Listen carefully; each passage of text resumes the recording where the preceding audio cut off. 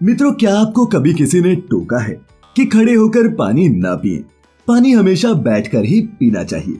निश्चित ही आपको उनका इस तरह से टोकना व्यर्थ लगा होगा, लेकिन आपको ये जानकर हैरानी होगी कि वास्तव में हमारे धर्म ग्रंथ पानी पीने के सही तरीके और सही समय के बारे में बताते हैं।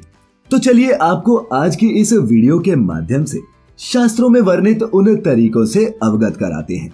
नमस्कार और स्वागत है आप सभी का द डिवाइन टेल्स पर एक बार फिर। मित्रों, विशेषज्ञों की माने तो हमारे शरीर में पानी की आवश्यकता हमारे रहने के क्षेत्र, हमारी जीवन शैली और हमारे स्वास्थ्य जैसे महत्वपूर्ण कारकों पर निर्भर करती है। इसीलिए ज्यादातर चिकित्सकों के मुख से आपने शरीर को हाइड्रेटेड रखने के लिए दिन में कम से कम 8 से 10 गिलास पानी पीने की सलाह सुनी होगी।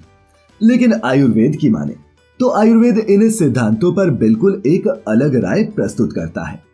आयुर्वेद के मुताबिक हमारे शरीर की कुछ प्राकृतिक जरूरतें हैं, जिनके परिणाम स्वरूप ही हमें भूख, प्यास, नींद, पेशाब और शौच जैसे संकेत मिलते हैं।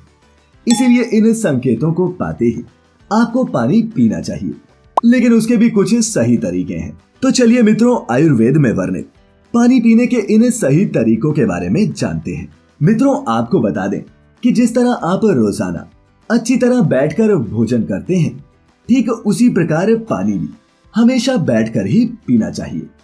पानी पीते समय इस बात का ध्यान रखें कि कभी भी पानी का पूरा ग्लास एक बार में ना पिएं, बल्कि गर्म चाय की तरह एक एक घूंट लेकर पानी पिएं। क्योंकि यदि आप एक बार में बहुत सारा पानी पीते हैं तो आपका शरीर इसको अवशोषित करने में सक्षम नहीं होता। और पानी पीते समय पानी के तापमान पर भी विशेष ध्यान दें।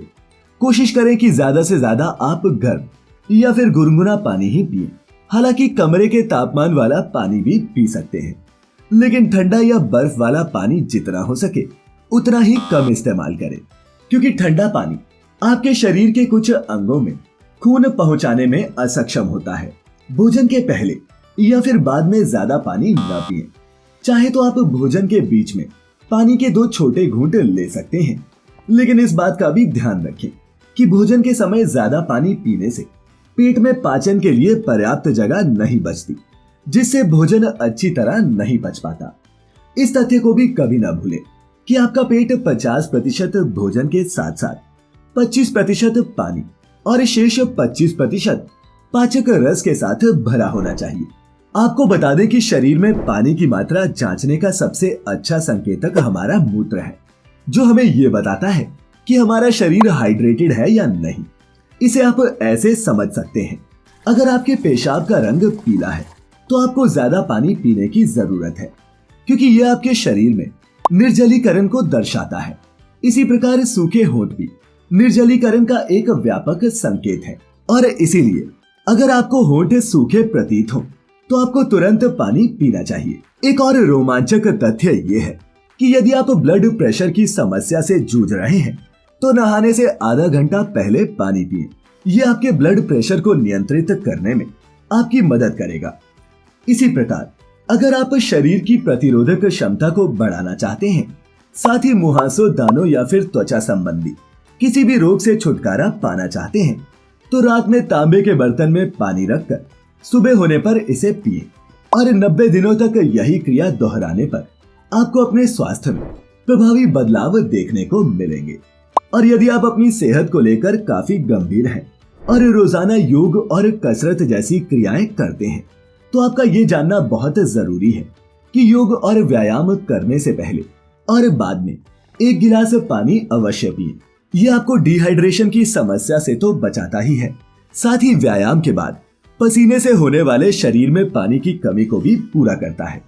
चलिए अब आपको बताते चलते हैं कि आपके द्वारा गलत तरीके से पिया गया पानी कैसे अनेकों बीमारियों को आमंत्रण दे सकता है, और इसके चलते भविष्य में आपको पेट में दर्द, पाचन में दिक्कत, डायबिटीज, ब्लड प्रेशर, सिर दर्द, भारीपन और किडनी संबंधी समस्याओं का सामना करना पड़ सकता है। आयुर्वेदिक दृष्टिकोण से देखें तो हमें पानी तभी पीना चाहिए जब हम प्यासे हों, क्योंकि प्यास एक प्राकृतिक आवश्यकता है। इसीलिए इस आवश्यकता को प्राकृतिक रूप से पूरा करना चाहिए। संभवतः आपने चिकित्सकों के मुख से भोजन के बीच या फिर 1 घंटे बाद पानी पीने की सलाह सुनी होगी, लेकिन आयुर्वेद इस तथ्य का विरोध करते हुए भोजन के बीच में पानी पीने की सलाह देता है। कुछ सिद्धांतों के अनुसार हमें हर दिन में कम से कम 8 गिलास पानी पीना चाहिए, क्योंकि ये हमारे शरीर को विष रहित, त्वचा को पोषित और हाइड्रेटेड रखता है। लेकिन आयुर्वेद इस तथ्य को पूरी तरह से झुठलाता हुआ पानी को एक शीतलक मानता है, जिसके अत्यधिक सेवन से भले ही आप प्यासा महसूस न करें, लेकिन यह अपच जरूर पैदा कर सकता है और एक गंभीर हालत का कारण भी बन सकता है, जिसे अमा कहते हैं। साथ ही ये आपके शरीर में कफ और वात में वृद्धि और पित्त में कमी का कारण बनता है, जो शरीर की पाचन शक्ति को प्रभावित करते हैं। मित्रों, ये सभी दोष हमारे शरीर के संतुलन को बनाए रखते हैं और इनमें अगर थोड़ा सा भी परिवर्तन आ जाए तो हमारे पाचन तंत्र पर असर पड़ता है। इसीलिए उतना ही पानी पिएं जितने की प्यास हो, ताकि आपका शरीर सही तरह से चलता रहे। तो मित्रों, उम्मीद करते हैं कि आपको पानी कब, किस समय और कितनी मात्रा में पीना है अब समझ आ गया होगा। हमारी आज की ये प्रस्तुति अच्छी लगी हो तो इसे अपने मित्रों, रिश्तेदारों के साथ भी साझा अवश्य करें और ऐसी सभी धार्मिक और आध्यात्मिक जानकारियों के लिए जुड़े रहे द डिवाइन टेल्स परिवार के साथ। तो मित्रों, फिलहाल आज के लिए बस इतना ही। अब इजाजत दें। आपका बहुत बहुत शुक्रिया।